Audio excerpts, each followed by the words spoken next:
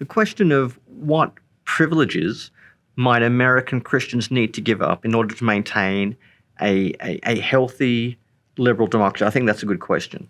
I think they've got to wean themselves off the idea that American Christianity is the default or has privileged access to the political sector.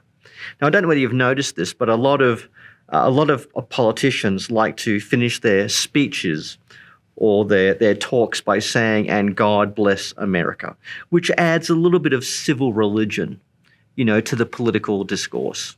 Or the idea that you're going to have politicians who are really, really keen to connect with religious voters.